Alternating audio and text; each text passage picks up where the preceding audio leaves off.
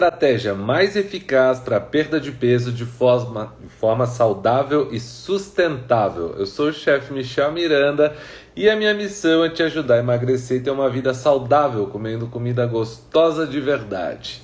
Então bora lá, pessoal, sejam todos muito bem-vindos ao aquecimento da imersão low carb.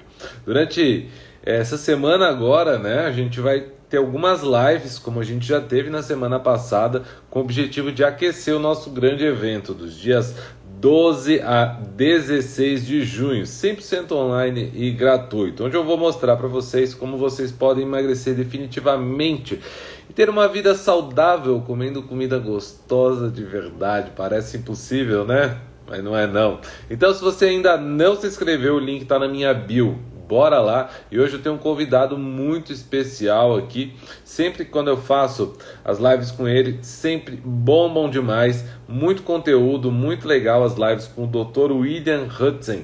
E nós vamos hoje falar sobre a estratégia mais eficaz para perda de peso de forma saudável e sustentável a longo prazo. Sejam todos muito bem-vindos aqui.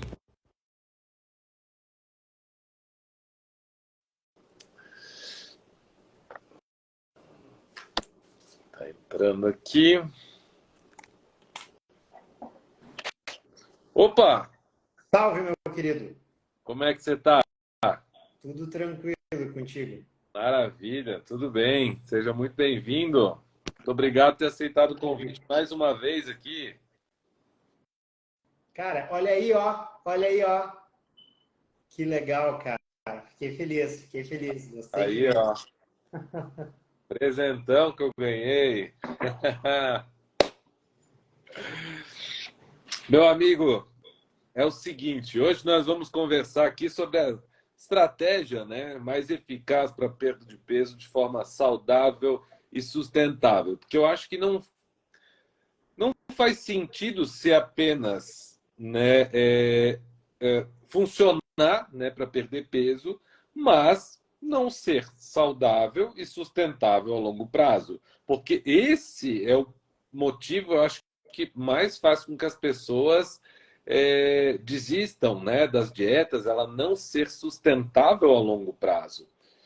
E eu acho que não tem ninguém, né, melhor do que você que vive isso diariamente no consultório para falar sobre isso, né?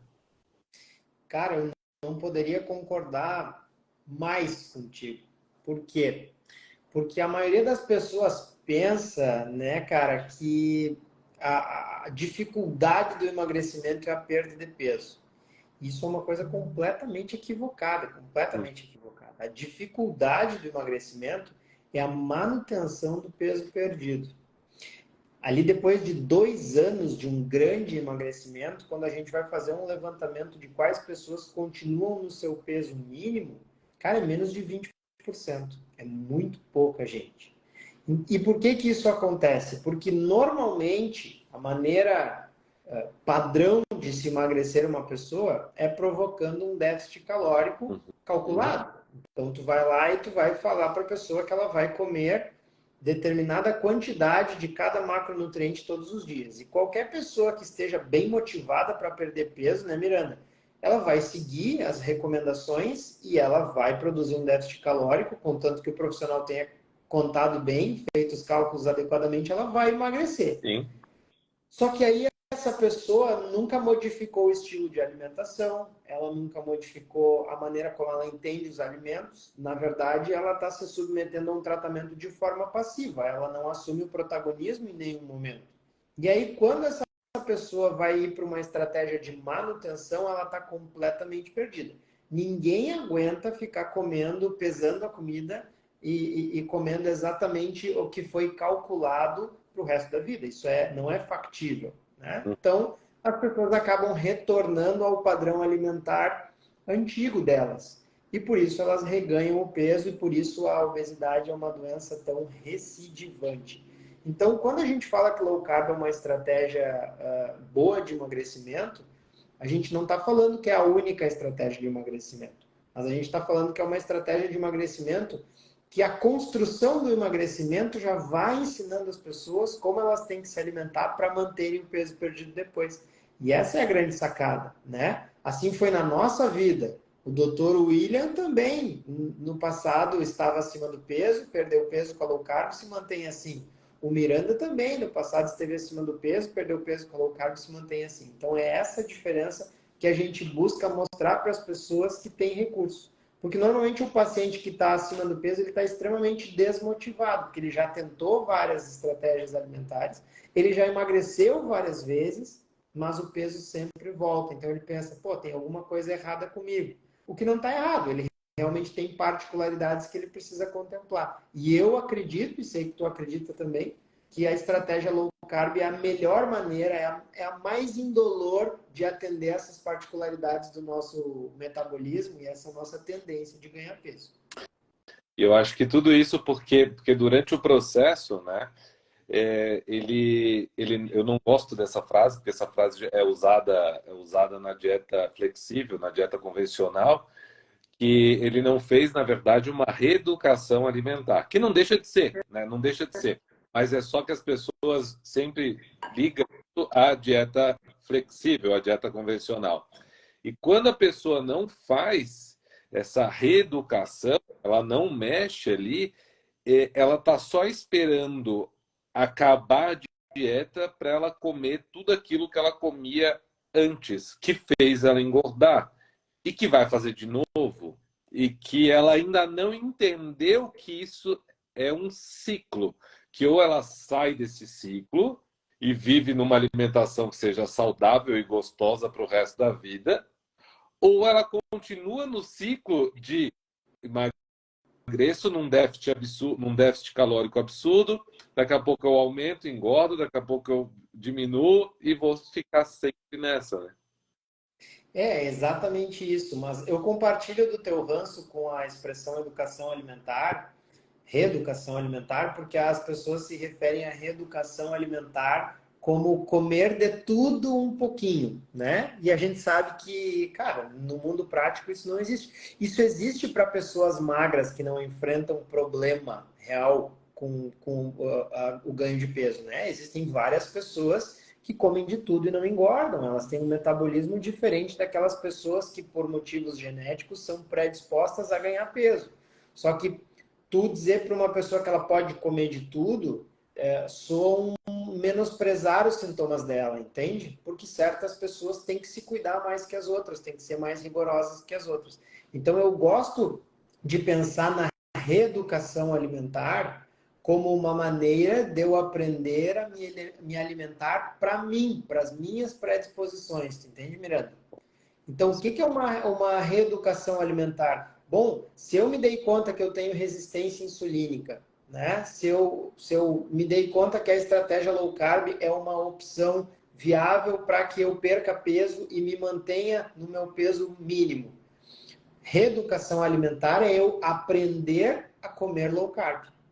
Porque se a pessoa for fazer low carb e ela for comer só carne salada, carne grelhada e salada verde, ela também não vai ser sustentável no longo prazo, porque o repertório alimentar vai ser muito pequeno, né? E ninguém consegue ficar num repertório alimentar tão pequeno. Então, reeducação alimentar, no meu ponto de vista, é eu criar novas rotinas. Então, eu conhecer novos pratos com os quais eu tenho familiaridade, né? Todo mundo sabe fazer uma torrada. Bom, a gente tem que aprender a fazer uma coisa que substitua a torrada, né? Todo mundo sabe fazer arroz. Bom, então eu tenho que fazer alguma coisa que substitua o arroz. Então, a reeducação alimentar é eu entender quais são as minhas predisposições, entender por que eu estou sob risco de desenvolver determinada condição e me adequar a isso. O mundo não é justo e a gente tem que agir com o mundo como ele é. Então, se eu tenho essa predisposição a ganhar peso, bom, eu vou aprender a me exercitar para tentar diminuir isso. Eu vou aprender a cozinhar para mim fazer comidas gostosas que tornem isso sustentável no longo prazo. Eu vou aprender a frequentar o médico com mais frequência para eu fazer os exames que possam me mostrar que alguma coisa está indo errado. Reeducação é a gente entender quais são as nossas individualidades e nos adequar a elas. E o protagonismo é nosso, né, cara? Os maiores interessados na nossa saúde, obrigatoriamente, obrigatoriamente temos que ser nós mesmos, porque os profissionais de saúde, eles são apenas um auxílio que a gente vai ter, um norte que vão nos dar, mas a gente tem que aprender a se virar. Com certeza. Você tocou num ponto bem importante que, obviamente, né, eu vou aproveitar esse gancho porque ele tem tudo a ver comigo, né? Aprenda a cozinhar. Isso eu acho que é fundamental num processo de transição para uma vida mais saudável, porque até na questão das substituições, ali como você falou, queria uma torrada, agora eu vou, né? Eu quero alguma coisa, substitua. Arroz, eu quero alguma coisa, substitua. Eu tenho que, obviamente, ter em mente que nem tudo vai ser igual, né? Nem tudo, para nem tudo há uma substituição, e isso é fato, não adianta, porque a gente tem os mesmos ingredientes, né? Falar que um pão low carb vai ser igual, não, ele não vai ser igual, mas graças a Deus eu estou chegando em resultados assim surreais que estão assim ponto muito legal, né? Mas tipo a gente não vai chegar num pão francês, por exemplo, né? Pão de fatia a gente já consegue, pão francês é estranho, é difícil, né? Chegar com as farinhas, com as coisas que a gente tem, mas entender que vai ser diferente é fundamental também. E que você, de fato, só vai conseguir mudar quando você desapegar daquilo que você gostava antes. Eu fazia uma brincadeira ridícula, por sinal, reconheço, até com alunos meus lá no passado, que eu dava aula presencial, e eu falava, se eu tiver um dia que parar de comer glúten ou descobrir que eu tenho intolerância à lactose, quero morrer, tá louco, não vivo sem isso. Ou seja, não prefiro morrer, vivo muito bem sem glúten, melhor do que antes, né? E lactose, é óbvio, a gente vive com pouca lactose, mas né, dos derivados do leite. Mas, enfim, se precisasse cortar, também não precisaria, porque é uma questão de adaptação, né? Sem dúvida, cara. Os pacientes normalmente. O ser humano é, por natureza, resistente a mudanças, né, Miranda? Então a gente sempre sofre muito quando a gente percebe que a gente vai ter que modificar uma rotina. Só que a nossa alimentação convencional, ela é tão tóxica, cara, que a gente vai se envenenando aos poucos e nem percebe. E aí vem o paciente no consultório acostumado com aquela alimentação de recompensa rápida, aquela alimentação de prazer, e inicialmente ele realmente não se vê abrindo mão daquilo, né? Porque o alimento é uma fonte de prazer rápido para ele não enxerga que aquilo está fazendo mal para ele não está motivado a mudar. Mas aí por A mais B tu explica, olha, né, tu está ganhando peso, teu risco cardiovascular está aumentando, vamos tentar modificar isso. Tu encontra uma maneira de convencê-lo a fazer a mudança. E se o paciente se compromete com o processo, cara, ao longo de um mês ele volta maravilhado com o mundo que ele descobriu. Cara, meu peso está baixando, eu nunca me senti com tanta energia, eu estou dormindo melhor, eu tenho mais tesão. Ele lista 10 coisas que melhoraram na vida dele, fácil, né? E aí esse é o momento de tu dizer, tu vê, cara, tu pode ter tudo isso que tu conquistou nesse período comendo bem. Comendo bem. Basta tu te dedicar a aprender uma forma nova de comer, porque os ingredientes mais maravilhosos da natureza, as gorduras naturais, a proteína animal, eles vão estar ali em abundância e tu não vai precisar quantificar isso, porque isso se comunica de forma um pouquinho diferente com os teus hormônios de saciedade. E aí, cara, todas as pessoas que conseguem atravessar essa fase de transição, elas chegam depois e dizem, cara, ficou muito fácil. Hoje eu atendi 8 pacientes. Desses 8 pacientes, uns 4 me disseram, bata tranquilo, não sinto mais vontade, entende? Eventualmente, abro uma exceção, abro, mas, cara, quando eu abro a exceção, eu acabo me arrependendo porque foi menos prazeroso do que eu lembrava. Então, tudo tá na gente vencer aquele comodismo, aquela resistência que a gente tem de abrir mão das nossas rotinas. Sim. Isso é uma coisa instintiva nossa. Precisa desse esforço inicial, mas eu nunca encontrei uma pessoa que dissesse, bah, não valeu a pena, tô arrependido. Como tu mesmo exemplificou a tua história, e a minha história não é diferente. Eu não quero abrir mão dos prazeres da vida, porém, né, de primeira mão é isso que a gente vê. Só que os prazeres vão muito além do que um prato cheio de açúcar, né? Exato. Então, eu acho que eu, no caso, né, quando eu conheci a low carb, né, que eu estava com esteatose hepática, pré-diabético, enfim, estava com várias coisas e, cara, não me arrependo em momento algum ter deixado de comer várias coisas. Até porque muitas das coisas que a gente acaba comendo por aí é só por impulso e só pelo açúcar, né? Porque a maioria por exemplo, a maioria, e o pessoal vai se identificar muito comigo agora. Mas eu antes era assim, em qualquer aniversário de criança, por exemplo, eu me entupia de docinho, de coisa e tal. Mas a maioria dos aniversários de criança, o docinho é uma porcaria, é horrível. O bolo é ruim pra caramba. O bolo, sabe? É tudo brigadeiro de balde pronto. O bolo é uma massa horrível, ruim pra caramba, só é doce mesmo, só para continuar dando energia na criançada para escorrer o dia inteiro, né? Então, é basicamente só isso, não tem sabor algum. E a gente, quantas vezes a gente acaba caindo nessa só pelo açúcar, comer pelo açúcar, pelo açúcar, pelo açúcar. Então, se for para abrir uma exceção, né, vamos abrir uma exceção que vale a pena e não comer só por comer, né?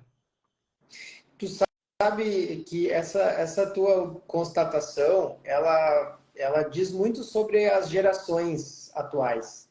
A gente busca a gratificação imediata, né, Miranda? Então, a gente passa o tempo todo buscando gratificação imediata no celular, por exemplo. A gente busca a gratificação imediata no doce, no açúcar, numa bebida adoçada. A gente busca gratificação imediata, às vezes, no cigarro, na droga, porque isso gera um prazer momentâneo que muitas vezes a gente sabe que vai morder a nossa bunda no longo prazo, mas a gente não tem a força de vontade de lutar contra esse impulso. E aí, quando a gente fica viciado em gratificações imediatas, a gente acaba perdendo a capacidade de apreciar a complexidade dos prazeres que são mais lentos, tu entende? Então, é como tu estava falando, assim, a gente busca aquele prazer do açúcar, do açúcar, do açúcar, a ponto da gente perder o paladar de entender um prato mais complexo, uma taça de vinho, né? Os sabores eles têm uma complexidade gigantesca, mas a gente fica viciado naquele único componente que causa um estalo no cérebro e um barato imediato. E à medida que a gente se afasta disso, o paladar se modifica. Então, eu sempre conto essa história. Eu era apaixonado pelo Kit Kat, era o meu chocolate favorito, né?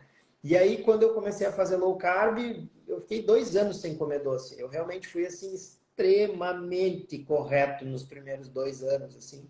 E aí, um dia, no aniversário da minha sobrinha, tinha um bolo de Kit Kat, uma torta de Kit Kat. Eu, cara, é hoje que eu vou abrir minha primeira exceção, né? Servi um pedaço daquela torta de Kit Kat.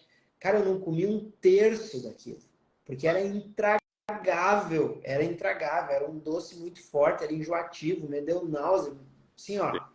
Então, por quê, cara? Porque à medida que eu fiquei longe desse paladar infantilizado que a gente tem hoje, eu fui entendendo mais a complexidade dos alimentos e percebendo mais os ingredientes dos alimentos.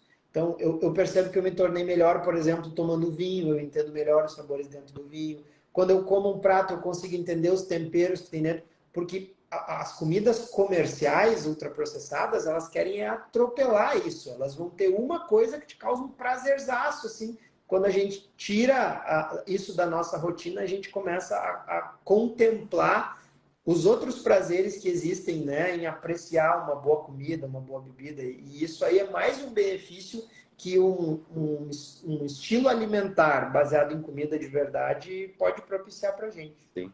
É tipo um vício, né? Chega um ponto, por exemplo, se for alcoólatra, chega um ponto que você está tomando a bebida que for só pelo álcool, né? E é igual com açúcar, chega um momento que a gente está consumindo. Só que quando a gente consome em excesso, ele nem é bom. Porque quando a gente está direto num ciclo, né, de comer um doce todo dia e tudo mais, ele nem é tão bom do que quando a gente come raramente um doce, né? Ele se torna bom hoje eu também sinto muito isso, se torna muito doce, mas né, um doce mais tranquilo, assim, ele é muito mais prazeroso do que um doce quando eu comia uma barra todo dia, né? Sem dúvida, concordo contigo plenamente. E assim, ó, você lá no início falou, né, que a low carb seria uma das estratégias mais, né, a mais sustentável, né, a longo prazo. Então, eu acho que a gente poderia aqui elencar algumas coisas que a tornam a primeira.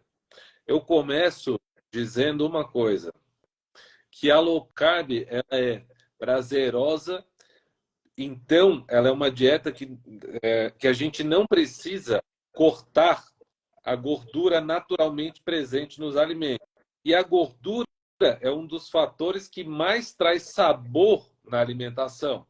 Eu não estou falando aqui em abusar ou em suplementar gordura, né? Não é isso, não é encharcar na manteiga.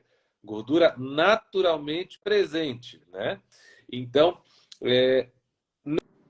não precisar tirar a pele do frango ou a gordurinha da carne é um negócio que, para mim, já colocou a low carb lá na frente. Eu acho que isso que tu falou é muito verdadeiro, mas eu acho que a grande questão da low carb é que ela não precisa de quantificação, Miranda, tá?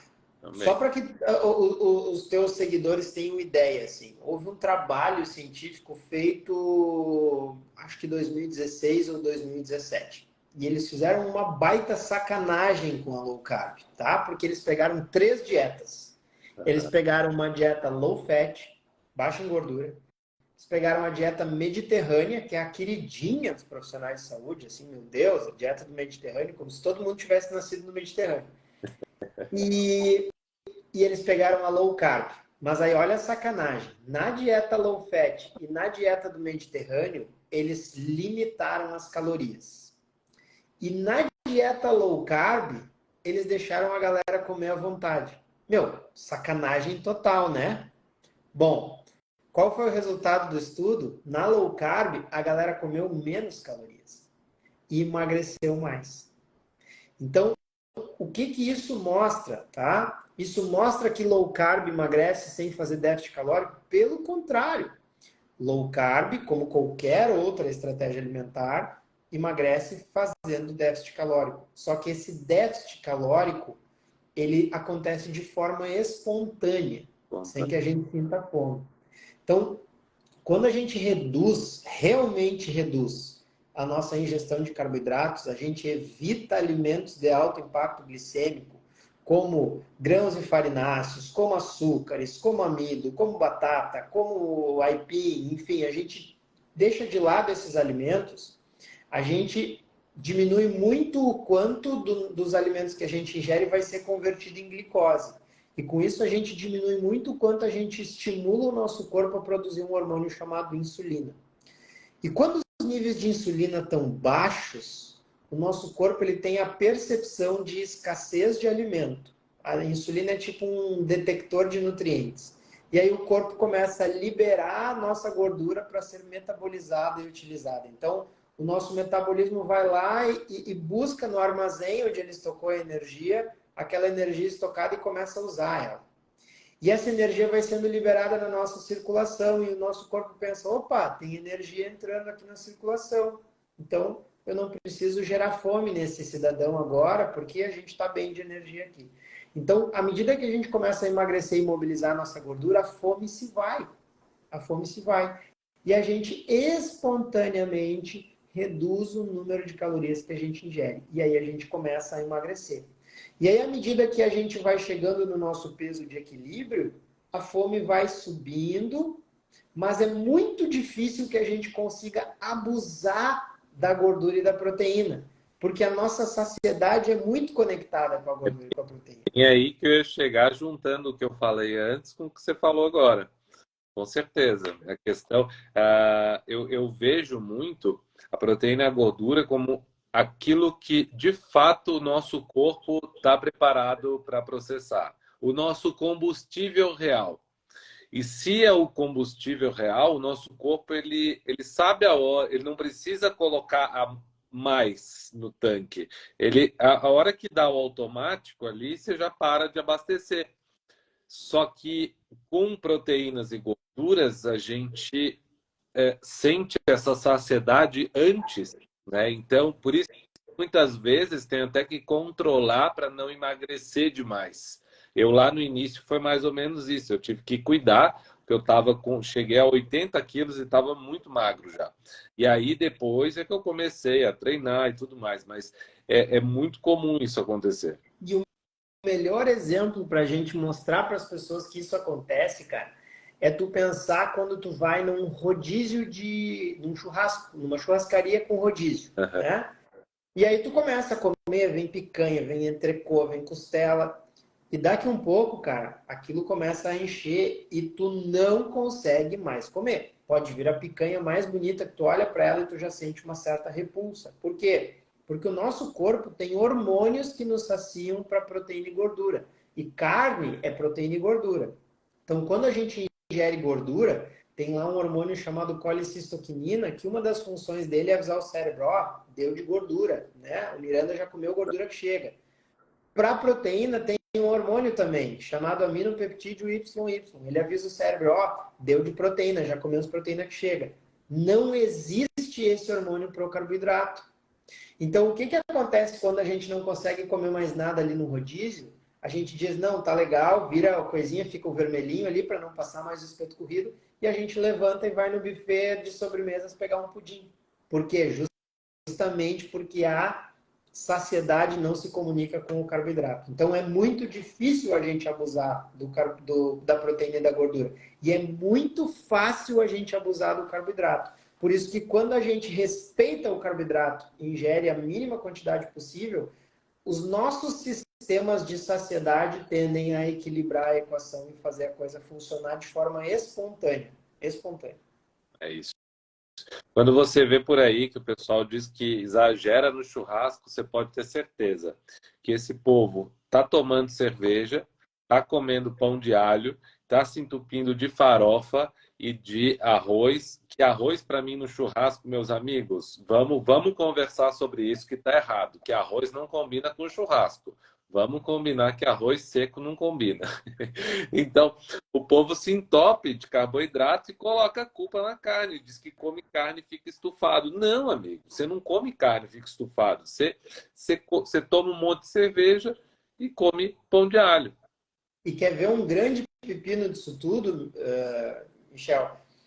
Cara, o arroz é um grão, né? E os grãos, eles são ricos em uma substância chamada ácido fítico. O ácido fítico, ele se liga a B12, ao ferro e impede a absorção deles. Então as pessoas estão lá comendo o ingrediente mais nobre que existe, concentrado em ferro, concentrado em vitamina B12, e eles enchem o bucho de arroz junto. E aí esse arroz vai dificultar a absorção dos nutrientes presentes na carne.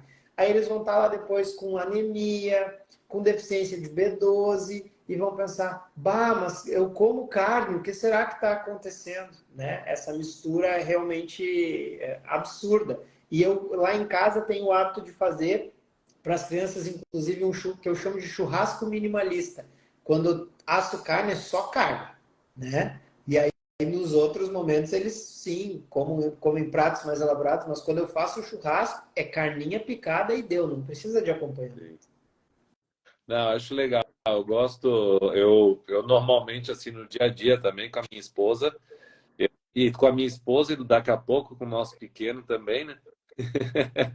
Daqui a pouco também vai ser o churrasco minimalista. Que maravilha. Mas eu geralmente, quando vem mais visita, que eu faço outras coisas, mas tudo na brasa também. Sempre há uns vegetais na brasa, algumas coisas assim. Mas nunca empurrar carboidrato e coisa nada pro povo, não. Eu não acho nem que combina como chefe de cozinha. Para mim, cara, colocar arroz no meio do churrasco ali não faz o mínimo sentido. Só Sem para dúvida. Sem dúvida. Não, concordo contigo plenamente.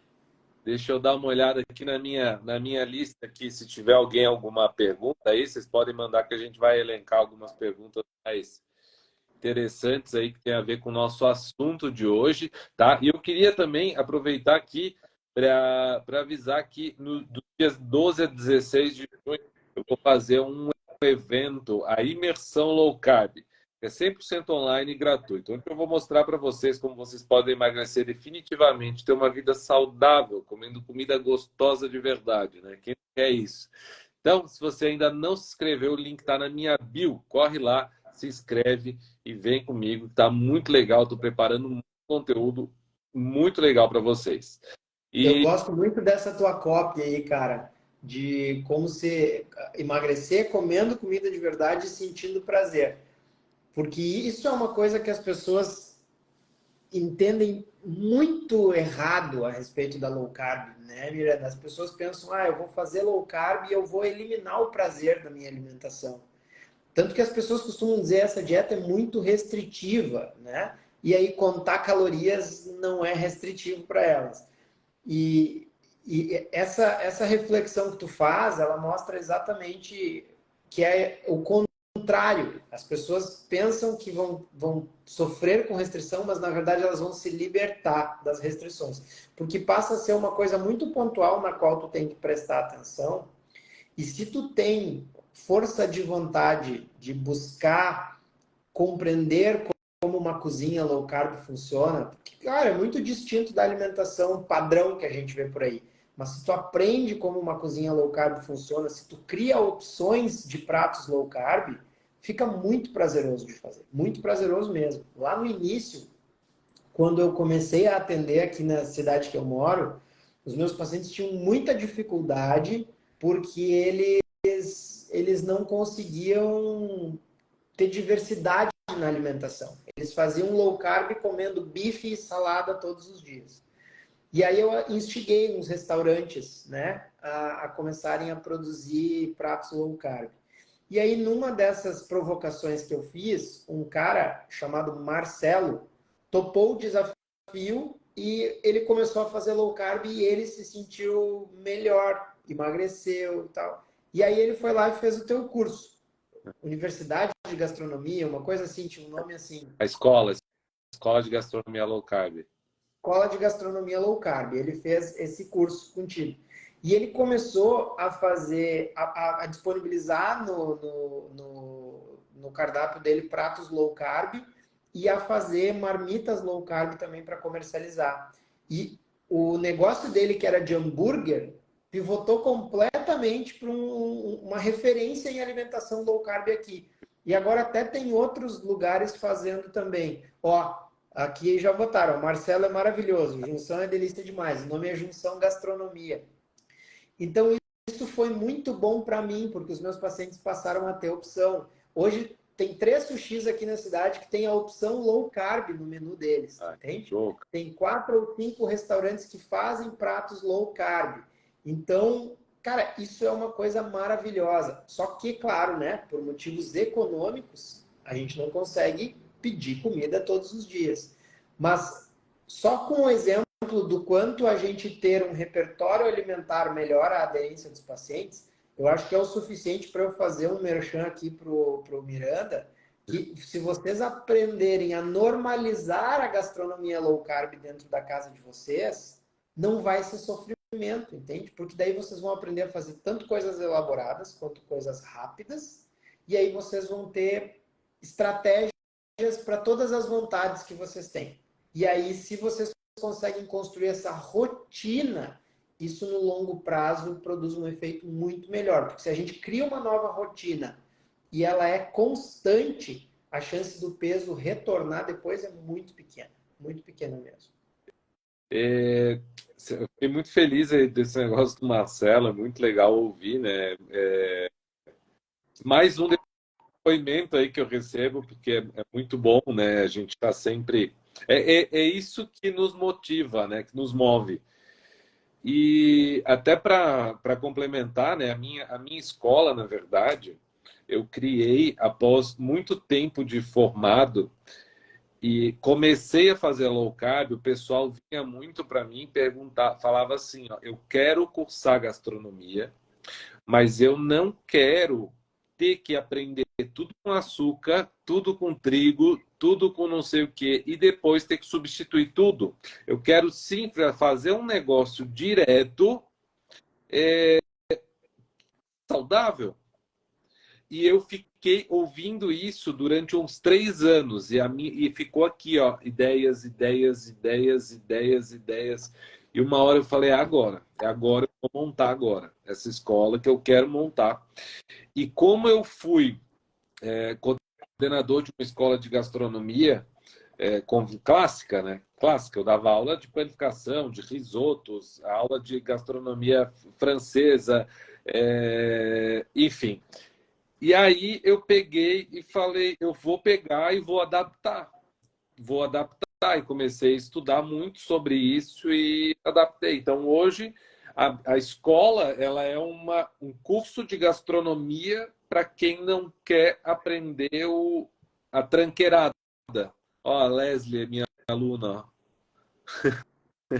A escola low carb é maravilhosa. O chefe entrega mais conteúdo que tem na escola. Legal. Obrigado aí, Leslie.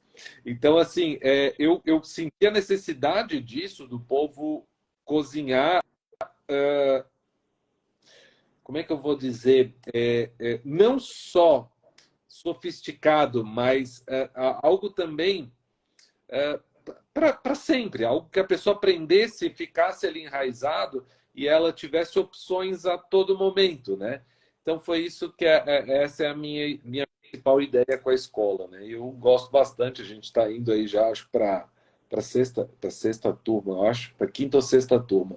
E tá muito legal, muito feliz com essa minha escolha de curso também, para falar a verdade. Fiquei muito Tu feliz. sabe, E, não, tu desculpa. sabe, Miranda, que pouco tempo atrás eu fiz uma apresentação sobre resistência insulínica, que a gente está começando a perceber na medicina que resistência insulínica é talvez a doença mais prevalente no mundo, tá? Tem um levantamento populacional feito nos Estados Unidos entre 2009 e 2016, que estimou a prevalência de resistência insulínica em 80% da população americana. E o tratamento da resistência insulínica, não tem nenhuma medicação que haja precocemente na resistência insulínica. O tratamento da resistência insulínica é diminuir a provocação à insulina, que é basicamente adotar uma alimentação low carb, né? Então, essa é a maneira que a gente tem, até o momento, para tratar essa condição. E aí, quando me pediram para falar sobre resistência insulínica, eu obviamente tinha que falar sobre carboidrato, e eu fui fazer uma pesquisa sobre a alimentação natural humana, né? E eu encontrei um artigo publicado em 2004 que trouxe uma perspectiva da distribuição dos macronutrientes, ou seja, distribuição da gordura, carboidrato e proteína na nossa alimentação, desde a origem da nossa espécie até os dias de hoje. E aí a gente pega aí um intervalo de em torno de 300 mil anos, né? Que é o período que o Homo sapiens sapiens está na superfície terrestre. Então nós somos o mesmo bicho, o mesmo animal que vivia na superfície da Terra há 300 mil anos. E ao longo da nossa história, o nosso consumo médio de carboidrato, ele era cerca de 18% das calorias diárias. Só para que as pessoas que não têm muita familiaridade com os termos tenham ideia, isso nos dias de hoje é uma dieta muito restrita em carboidrato, muito, né? Então, na verdade, há 300 mil anos atrás a gente se alimentava assim, e a gente seguiu se alimentando assim até 10, 12 mil anos atrás, quando a gente inventou a agricultura, né? E aí a gente foi subindo e chegou até 65% das calorias. Então é óbvio que isso nos adoeceu, né? Porque se tu modifica a octanagem do combustível de um carro nessa proporção, o carro não sai do posto, né? Ele fica ali parado, ele estraga. Então, a gente estragou a nossa máquina com o combustível que a gente abastece.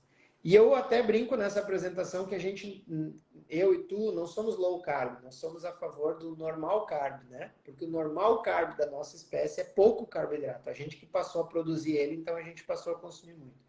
Então eu fico muito feliz quando eu vejo uma iniciativa que nem a tua, porque, cara, isso amplifica a nossa capacidade de ajudar as pessoas, né? Então tu pega e tu cria uma escola de gastronomia, onde tu está ensinando as pessoas a comerem comida de verdade e numa estratégia que é mais compatível com a alimentação natural da nossa espécie. Cara, isso tem um potencial de fazer bem para uma enormidade de pessoas, entende? Esse é o motivo pelo qual eu estou aqui na rede social também. Eu poderia estar no consultório consultório tranquilo com os meus pacientes, muito menos trabalho, entende? Mas não, eu tô aqui botando a cara a tapa, tomando ódio de hater, assim como com certeza acontece contigo também, porque, cara, eu entendo que existe um propósito maior. Então, eu fico muito feliz que tu esteja fazendo isso, muito feliz que tu esteja com uma escola de gastronomia onde tu ensina as pessoas a se alimentarem como elas deveriam se alimentar e com prazer. Porque isso eu acho que é capaz de transformar a saúde das próximas gerações. Tomara que a tua atitude estimule outras pessoas a fazerem coisas parecidas nos seus segmentos, para a gente criar uma epidemia de saúde, que faz tempo que a sociedade não vê uma dessas. Que legal, né? Eu fico muito feliz e em breve eu tenho certeza aí que já vou estar formando aí abençoados capazes de ministrar aulas também. Com certeza é o que eu mais quero aí a gente ampliar essa epidemia de saúde e bem-estar. Isso é o que eu mais espero, né? A indústria não gosta, a Fátima está falando, mas a gente não está nem aí para a indústria. A gente é contra ela, a gente só gosta de alguns industrializados, né? Por exemplo, coco ralado seco a gente gosta, algumas coisas de açúcar. Fora isso, quase nada também, né? Algumas coisinhas. O resto também não vai fazer muita diferença, até porque a gente não ganha apoio e patrocínio deles. Então, para nós, né? Eles querem que a gente se exploda e a gente quer o mesmo deles. Então, é mais ou menos isso. Pessoal, deixa eu ver aqui. Ah, tá. Não, não. Já estamos no prazo aqui. Hoje não passou. Geralmente a gente está aqui já meia hora, parece que já passou 2 horas já de aula. Ó, eu queria falar com você sobre o seguinte.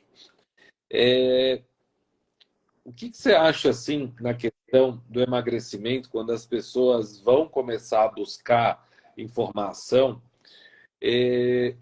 qual que seria uma armadilha que a maioria das pessoas caem na hora de buscar informação sobre emagrecimento, sobre, né, sobre saúde? O que você considera aí como uma armadilha? Eu acho que a principal armadilha é que tem muita gente que vem falar nas redes exatamente o que as pessoas querem ouvir. Tu entende, Miranda? Então, tem muitos perfis aí de profissionais de saúde que eles vão lá defender a ideia de que equilíbrio é tudo, de que tu pode comer de tudo, né? Contanto que com equilíbrio. Então, aquelas frases que a gente gosta de ouvir porque elas não nos tiram da zona de conforto, mas elas também não provocam nenhuma mudança. E eu entendo que uma doença é um desequilíbrio e não se trata de desequilíbrio com dieta equilibrada, tu entende? A gente precisa de intervenções nutricionais que funcionem. Então, a principal ameaça que existe é essa. São pessoas que tentam suavizar coisas que são graves, amaciar coisas que são duras, né? E a gente precisa encarar as coisas como elas são para que a gente consiga observar alguma mudança. Então, muitos pacientes são desmotivados de uma estratégia como a low carb, porque eles vão olhar vídeos na internet e tem pessoas dizendo que eles podem emagrecer comendo brigadeiro e é verdade, mas vai ser muito difícil, entende? Então, eu acho que as pessoas precisam primeiro se enxergar como elas estão, no desequilíbrio que elas estão, na tendência que elas têm, e entender que o resultado que elas vão obter vai ser proporcional ao esforço que elas empregarem. Então, se a gente está numa situação de muito desequilíbrio, se a gente tem uma predisposição muito forte, a gente precisa mudar o comportamento de forma drástica e aí não vai ser com dieta equilibrada e comendo sorvete que a gente vai conseguir fazer isso. Então, o principal problema da internet é o excesso de informação com falta de filtro. Boa. E Por assim, isso, pessoa, desculpa só, mas eu queria aproveitar só um gancho. Teve uma pessoa que colocou assim, ó, eu não consigo ficar sem o meu pão. E aí que eu acho que casou muito bem com o que você falou, né? Muito tranquilidade na forma de abordar esse tipo de coisa. Assim, eu desculpa a pessoa, pode ela não gostar, né, do que eu vou falar, mas assim, você já é adulta. Você consegue sim ficar sem o pão facilmente e você tem outras opções de pão, né? Vamos entender assim que não existe isso, não consigo viver sem pão. As pessoas, elas não entendem que ficar consumindo pão pode acarretar muito mais na saúde delas lá na frente, né? Então, e ainda mais se você está aqui buscando conhecimento hoje, provavelmente você está acima do peso ou você tem alguma resistência à insulina, você tem alguma outra coisa que te fez estar aqui hoje. Então, né? Bora lá. Eu vou complementar o que tu disse com uma frase bem óbvia, né? Não existe dependência química ao pão. Não existe. Então, tu consegue ficar sem o pão. Ou tu é muito preguiçosa para fazer algo que substitua ele, ou tu depende muito do pequeno prazer dele, tu gosta muito do pão e tu não quer tirar ele da tua vida. Bom, se é a primeira opção, se tu tem preguiça de fazer algo que substitua, cria vergonha na cara e vai atrás de resolver isso, né? Aqui está uma oportunidade, um evento online gratuito que com certeza tu vai aprender algumas opções, né? Se é porque tu gosta muito do pão, eu tenho uma novidade para te falar. Depois dos 18 anos a gente se torna adulto. E adulto faz o que tem que ser feito. Criança faz o que gosta. Adulto faz o que tem que ser feito. E se tu tá com esse relacionamento com o pão, esse relacionamento tão perigoso com o pão, é porque ele realmente precisa sair da tua vida. Entende? Muitas pessoas não precisam parar de beber álcool, mas se uma pessoa diz, bah, eu preciso beber todos os dias, definitivamente o álcool precisa sair da vida dessa pessoa. Então, reflete sobre isso e lembra que tu é muito mais capaz do que tu imagina. Então, aproveita as oportunidades de mudar agora, porque hoje pode ser bem difícil, mas amanhã vai ser mais. Uhum, com certeza. Eu costumo dizer que a gente dá duas opções de mudança, né? A mudança antecipada, que é a mais difícil, e tem a mudança na merda, né? Que essa é a mais difícil de mudar, né? A mudança antecipada. Mas só que depois ela vai acarretar em muito mais problemas e muitas vezes problemas até irreversíveis. Eu, eu, eu mudei na merda, né? Eu mudei quando eu já estava esteatose hepática, enfim. E eu tive várias oportunidades, mas eu não mudei. Só que hoje eu estou aqui para fazer vocês mudarem antecipadamente. Falar, ó, vem cá que dá para mudar antes. Vamos mudar alguns gatilhos, vamos mudar a alimentação, vamos mudar os alimentos. Deixa eu te dar algumas opções saudáveis e gostosas. Então, essa é a ideia, né? Sem dúvida. E eu acho que isso existe muito. Claro que a gente tem coisas que a gente oferece além da barreira do pagamento, né, Miranda? Certamente existem coisas que são exclusivas para as pessoas que compram os teus produtos, certamente existem coisas que eu só entrego para as pessoas que marcam uma consulta comigo, sentam na minha frente, me contam a sua história, né? Mas existe muita informação e muita coisa que a gente pode fazer no meu feed, no feed do Miranda, né? E uma pessoa dedicada, ela já é capaz de promover uma grande transformação na sua vida, simplesmente buscando esses conteúdos que estão à disposição dela. Então, uma decisão que modifica completamente a nossa saúde é quando a gente decide que a nossa saúde é nossa responsabilidade. Porque muitas pessoas gostam de terceirizar a sua saúde. Eu vou no médico tal, eu vou no fisioterapeuta tal, eu tenho um personal. Então, essas pessoas cuidam da minha saúde para mim. Eu não preciso cuidar. Isso não funciona.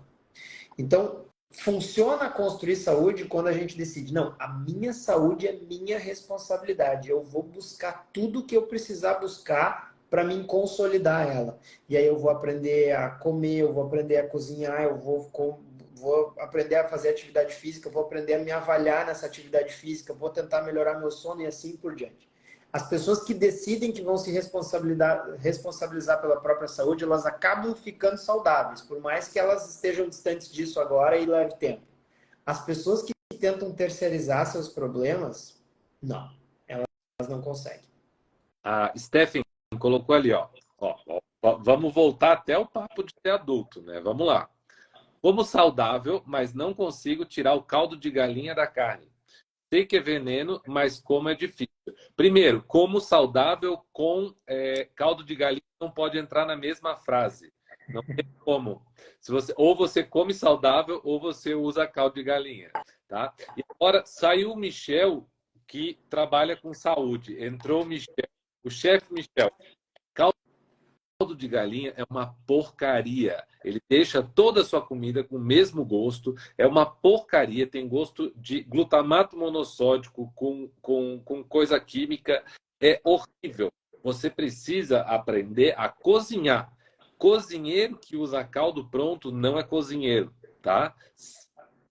Você reproduz receitas só. E você não coloca a sua assinatura no prato. Você coloca a assinatura da Knorr, tá? Então, assim, não adianta. Aprenda, entenda a função dos temperos, dos sabores na sua alimentação. Comece a entender um pouco mais sobre acidez, amargor, a doçura, picância e tudo mais, e você vai entender que a combinação de tudo isso traz um prato equilibrado, né? Comece a entender também a questão das texturas nos pratos, né? A diferença entre textura, né? Crocância, o calor, tudo isso faz muita diferença na questão do prato final. Então, vamos parar de usar caldo de galinha, vamos deixar ser preguiçoso aí e vamos fazer o próprio caldo também, porque dá para você fazer o próprio caldo, principalmente aí o caldo de galinha. Dá para você usar pé de galinha, que hoje em dia minha esposa, por exemplo, ela toma todo dia pé de galinha, caldo de pé de galinha, né? Principalmente agora nessa fase que ela está grávida, então caldo de pé de galinha é todo dia, ou caldo de ossos, enfim, mas dá para fazer um caldo muito temperado, muito perfumado. Você precisa aprender a cozinhar direitinho, viu? Não entenda como uma briga. Mas ou entenda então, às vezes é melhor entender como uma briga aí, viu? Mas uma briga carinhosa, que quer ver a mudança de vocês aí, viu?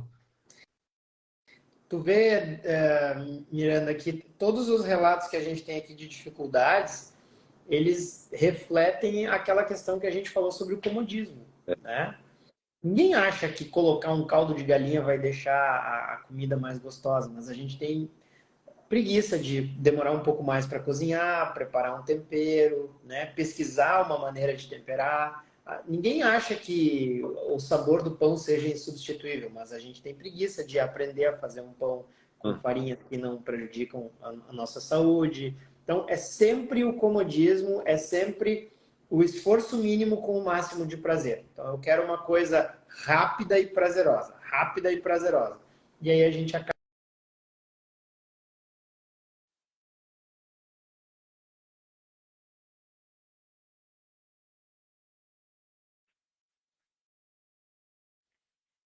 longo prazo já mordendo elas, mas elas continuam com esse tipo de dedicação. Antigamente, como é que era, né? Antigamente, os nossos avós iam para a cozinha cedo e ficavam lá cozinhando, fazendo aquilo tudo e tal. E hoje em dia, a maioria das pessoas quer entrar na cozinha 15 para meio-dia e meio-dia está comendo. E aí o resultado é esse que a gente está vendo, deu errado. Alguma coisa ali no meio deu errado. E o que que a gente pode ver que deu errado? O excesso de coisas hiperpalatáveis para, né, e praticidade, o excesso de praticidade, tudo é muito praticidade. Imagina, não tem mais vida, não tem mais gosto direito, o gosto da comida natural. Você nem sabe muitas vezes que gosto tem uma salsinha. Você sabe o gosto que tem um caldo que não. É bem isso, né? Bem isso. Na minha casa não entra industrializado. É isso aí mesmo. Tem que fazer tudo, tem que fazer. E a Noeli ainda complementou uma coisa ali, ó, não estou procurando regime para emagrecer, mas sim pela saúde. É isso, é isso. Só por uma questão de saúde, você já consegue, né, tá disparado. Não é questão de estética, só de emagrecimento, é questão de saúde. O estético vem na carona do saudável, né? Sim. Um corpo saudável, normalmente, ele é esteticamente agradável. Nós não precisamos ficar todos parecidos, né? Mas no momento que a gente começa a buscar saúde, eu faço a minha alimentação pela minha saúde, a quantidade de gordura começa a diminuir, o músculo começa a aumentar, a gente ganha vitalidade, brilho nos olhos, vontade de fazer as coisas, autoestima, segurança, e a gente fica mais bonito. Pelo menos a gente se sente mais bonito, né? Então isso é uma coisa que vai acontecer ao natural se a gente focar na saúde. Pelo contrário, se a gente se obcecar com o estético, a gente vai começar a acumular derrotas. Sim. Né? E aí o processo vai se tornar insustentável. Então, a Noeli falou, matou a charada. O foco tem que ser na saúde. E, lentamente, o estético vai vindo na carona. E teve uma coisa até que aconteceu lá atrás, quando eu mudei a chave na minha cabeça para low carb. Foi a primeira vez que, ao invés de eu me preocupar com emagrecimento, eu me preocupei com saúde. E as coisas começaram a acontecer automaticamente. Eu até tinha esquecido desse detalhe.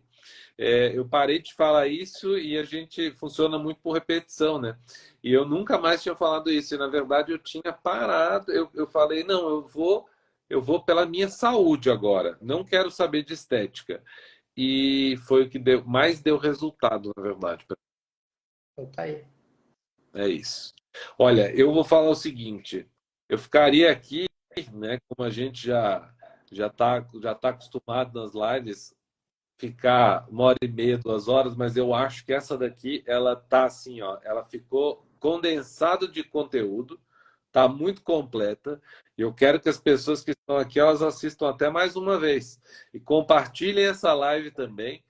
Então nós vamos deixar essa live, ela com muito conteúdo para vocês compartilharem aí, e não esqueçam também de se inscrever na Imersão Low Carb. O link está na minha bio, dos dias 12 a 16 de junho agora, tá? Daqui a menos de 10 dias, tá? Vocês precisam se inscrever.